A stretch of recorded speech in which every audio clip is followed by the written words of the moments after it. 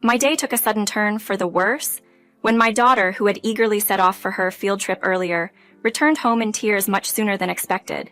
She was supposed to be at the theme park with her classmates, so her early return filled me with confusion and concern.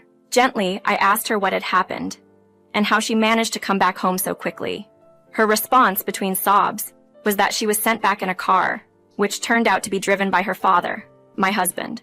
This revelation baffled me, prompting an immediate call to him, seeking an explanation for this unexpected situation. However, the call ended abruptly, leaving me both angry and puzzled. Upon inspecting her backpack for clues, I discovered her carefully packed lunch ruined and her water bottle empty, which she attributed to her father's actions. This incident made me determined to confront my husband at his office, as I couldn't overlook the distress it caused our daughter, Barbara. Our family consists of myself, Susan, a stay-at-home mom in my 30s, my younger husband, Ethan, and 8-year-old Barbara, my daughter from a previous marriage. My first husband's tragic passing in a car accident left me a widow, and despite my mother's encouragement to remarry, I was hesitant until I met Ethan at work. Despite my initial reluctance to get involved with anyone, Ethan's kindness and understanding gradually won me over, especially after he openly accepted my past and my daughter. His support during a challenging time in my life meant a lot, leading to a new beginning for us as a family. This incident, however, brought unexpected challenges and emotions to the surface, highlighting the complexities of blending families and the need for open communication and understanding among all involved. Struggling with the decision, I appreciated Ethan's patience when I couldn't immediately respond to his confession of love. I proposed a meeting between Ethan and my daughter, Barbary, as a test to see if we could become a family. Ethan introduced himself to Barbary, and they hit it off from the start. After a weekend outing together, I was pleasantly surprised to see a genuine bond forming between them, resembling that of a father and daughter. This connection reassured me, and I accepted Ethan's earlier confession, opening the door to our dating. 8 months later, we got married, filled with hope for our new life together. However, life as a married couple presented unexpected challenges. Ethan suggested I become a stay-at-home mom, a proposition that took me by surprise and led to some tension between us. He believed it would be better for Barbara, especially with her starting elementary school. Despite my hesitations and the convenience of working together, I agreed, hoping it would ease the situation. Our relationship began to strain over time. An incident occurred when I left Barbara in Ethan's care for the first time since our marriage, to visit the hair salon. Returning home to a silent house and discovering Barbara asleep without Ethan present, my worry grew. Ethan's absence and later excuses did little to assuage my concerns, especially when he returned with a suspicious floral scent on him. The trust between us deteriorated further as Ethan started to avoid spending time with us, causing both Barbara and me considerable distress. Despite her young age, Barbara's concern for my well-being was a comfort during these challenging times. Her smile became my sanctuary amid the growing doubts about Ethan and the stability of our family life. This period of uncertainty culminated in a moment of significant anger, highlighting the deepening rift in our relationship and the complex dynamics of blending a family, balancing new roles, and navigating the challenges of marriage. One night, I was jolted awake and realized Ethan wasn't next to me. Feeling thirsty, I decided to head to the kitchen, but I stopped in my tracks when I heard his voice. Ethan was on the phone, venting his frustration in a way that left me dumbfounded. He expressed regret about marrying me simply because I looked good for my age and lamented the fact that I had a child. His words were like a punch to the gut. I had always known he was somewhat distant from Barbara, but I never imagined his feelings were this harsh. As Ethan's bitter complaints poured out, my heart sank. The conversation took a darker turn as he pondered over what to do next, even suggesting he needed to assert his dominance. The shock of his blatant disrespect for both Barbara and me turned my shock into anger. I contemplated confronting him right there and then, but chose a different approach. Silently, I started recording his conversation, capturing his true sentiments and mockery as proof of his betrayal. After ensuring I had enough evidence, I retreated to our bedroom, pretending to have just woken up when Ethan came back. That night, sleep eluded me, not just because of Ethan's cruel words, but also due to the ongoing issues with his mother. She had always seen me as the woman who took her son away and was openly critical of our decision not to move in with her. Despite her protests and attempts to dictate our lives, it was a relief that my father-in-law had been more understanding, supporting our desire to live independently as our new family of 4. This revelation about Ethan, coupled with the constant pressure from his mother, made me reevaluate our entire relationship. The hope and love that had once brought us together were now overshadowed by betrayal, misunderstanding, and external interference. As I lay awake, contemplating my next steps, I realized that the challenges ahead were not just about confronting Ethan, but also about protecting Barbara and ensuring our happiness in the face of adversity. The hope and excitement that once filled our home seemed like a distant memory, and the unfolding events took me by surprise. It all began when Barbara came home from school, her eyes sparkling with anticipation as she handed me a notice for an upcoming field trip. "It's to a theme park in the next state," she said, barely containing her excitement. For a moment, our home was filled with a warmth that had been missing for some time, as we shared in Barbara's joy. Later that evening, Ethan joined in on our conversation, showing genuine interest in Barbara's field trip plans. It was a refreshing change to have such a pleasant family talk, especially given the recent tensions. However, unbeknownst to me, Ethan was harboring dark intentions related to Barbara's field trip, planning something that would shock us all. Ethan's late nights had become more frequent, and he seemed oddly cheerful upon returning home, though he dismissed my inquiries with vague responses. Despite noticing a familiar scent of body soap on him again, I chose to overlook these signs, focusing instead on ensuring Barbara could enjoy her field trip without any issues. The night before the trip, Ethan announced he'd be going to work early the next day, which struck me as odd, but I didn't think much of it at the time. My attention quickly shifted to Barbara, ensuring she was ready and excited for her big day. However, just 4 hours after Barbara left for her trip, I was startled by the sound of the door opening. To my disbelief, it was Barbara, tears streaming down her face, the joy of the morning replaced by distress. "I don't want to go," she sobbed, leaving me confused and concerned. How had she returned so quickly, and why was she so upset?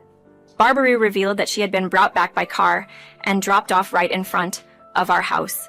The driver, to my astonishment, was Ethan. I immediately called my husband, seeking answers, but the call was abruptly cut off, leaving me with more questions than before. This unexpected turn of events shattered the brief peace we had enjoyed, prompting me to reassess everything I thought I knew about our family dynamics and Ethan's intentions. Overwhelmed with frustration and tightening my grip into fists, I urged Barbara to explain what had transpired. "Check my backpack," she suggested with a tremble in her voice. Upon inspection, I found the lunch I had lovingly prepared for her in disarray, its contents spilled, and the juice from her water bottle missing. "Did Dad do this?" I asked, to which she nodded affirmatively. Leaving Barbara with a trusted friend, I set out for my husband's office, fueled by a mix of anger and determination. En route, I received a call from Barbara's school, inquiring about her unexpected return home. The teacher, clearly anxious, hinted at hearing reports of a man, presumably Ethan, abruptly ending Barbara's much-anticipated field trip. My resolve hardened, understanding the depth of what Ethan might have done based on his previous phony conversation that I had overheard. Arriving at Ethan's workplace, a familiar face from my temp days greeted me, unaware of the storm brewing within me. My presence there was for Ethan, and despite the pain of the unfolding situation, I couldn't afford to retreat. I confronted Ethan in his office, interrupting the workday silence with our turmoil. Ethan, taken aback, tried to dismiss me, but I insisted on addressing the issue there and then, making it clear I was ready to expose his actions regarding Barbara to his colleagues. As the tension escalated, my former manager stepped in, offering to mediate. I seized the moment to question Ethan about his interference with Barbara's field trip, confronting him with the inconsistency of his actions and the worry they had caused.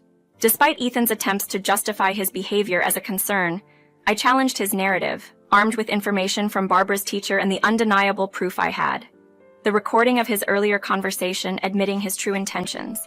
With the office as my witness, I was poised to reveal the truth, to hold Ethan accountable in front of everyone, showcasing the evidence of his deceit and the depth of his betrayal. The situation had reached a critical point, with the truth hanging in the balance, and I was determined to expose the reality of Ethan's actions for the sake of our daughter, Barbara.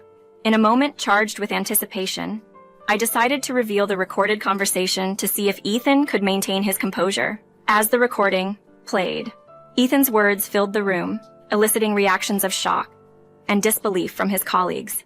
Caught in his web of lies, Ethan attempted to deflect, claiming he was merely discussing a friend's issue.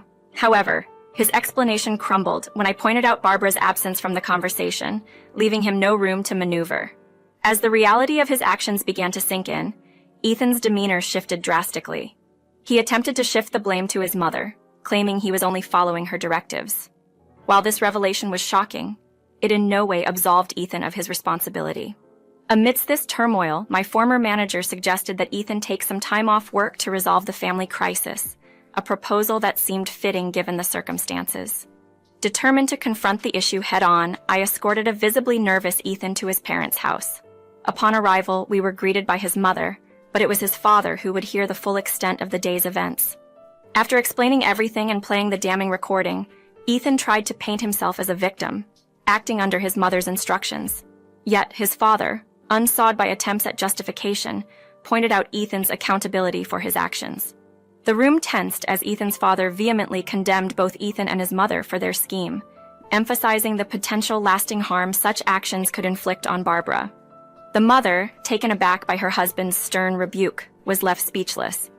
Ultimately, Ethan's father demanded they leave the house, closing the door on any possibility of reconciliation. As we left, the weight of the confrontation hung heavily in the air. Ethan, attempting to hastily remove his mother from the escalating situation, seemed eager to escape the consequences of their actions. This day marked a turning point, revealing the depth of deceit within the family and setting the stage for difficult conversations and decisions ahead. Determined to see justice done, I refused to let Ethan and his mother walk away without facing the consequences of their actions. During a heated exchange, when I confronted Ethan about being seen at Barbara's school trip, he fumbled for excuses, unable to deny the allegations convincingly. The conversation quickly escalated to the point where divorce seemed the only viable outcome. Ethan, taken aback by my decisiveness, realized the gravity of his situation too late. His and his mother's manipulations had led to their expulsion from the family home, a reality neither had anticipated. Their downfall was a direct result of their inability to accept Barbara and me, a sad conclusion to their misguided actions. As I left my in-laws' house, my focus shifted to picking up Barbara and ensuring her well-being amidst the turmoil. After explaining the situation to my parents and seeking legal counsel, I initiated the divorce process. I informed Ethan about the impending divorce papers and my intention to seek alimony, challenging him to contest these actions if he dared. The divorce proceedings concluded swiftly, with the court granting me a significant alimony settlement. Meanwhile, Ethan's mother's attempt to shift blame and insult us backfired, leaving her speechless when I confidently rebuffed her. I moved on, blocking any further attempts from her to reach out. In the aftermath, Barbara and I began rebuilding our lives, free from the negative influences that had once threatened our happiness. We found solace and strength in each other, determined to move forward and not look back. My father-in-law later informed me that Ethan and his mother continued to live together, embroiled in a blame game with no end in sight, a fitting end to their saga. For Barbara and me, however, this marked a new beginning. Our bond, strengthened by adversity, became our source of comfort and motivation. As we planned visits to my parents and looked to the future, it was clear that as long as we had each other, we could face anything. Our journey taught us the value of resilience and the importance of standing up for what's right, setting us on a path filled with hope and determination.